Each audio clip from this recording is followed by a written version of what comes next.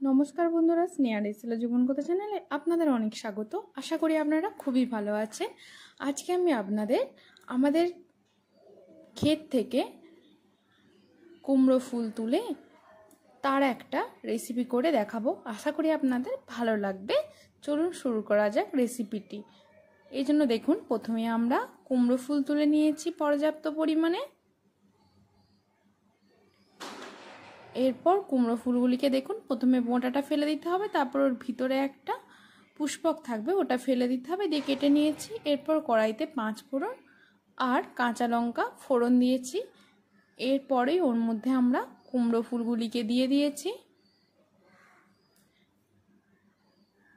এরপর ওইগুলিকে আমরা ভেজে নেব অল্প সময়ের জন্য।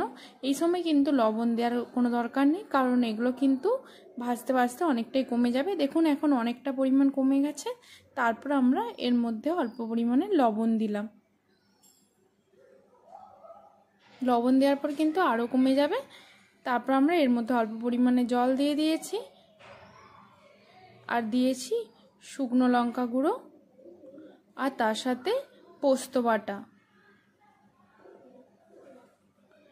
এরপর খুব ভালোভাবে এটাকে 1-2 মিনিট ফুটিয়ে নেওয়ার পর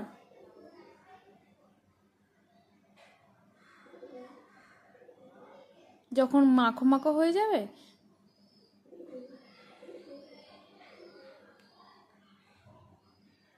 তখন নামিয়ে নিলেই এই রান্নাটি একদম রেডি। এই রান্নাটি খেতেও হয় খুবই দুর্দান্ত, আর হয়েও যায় অনেক অল্প সময়ের মধ্যে।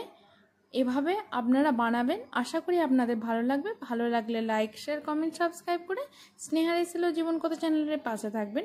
পরবর্তীতে নতুন রেসিপি নিয়ে আবার ফিরে আসবো। ততক্ষণ পর্যন্ত চ্যানেলটি সাবস্ক্রাইব করবেন।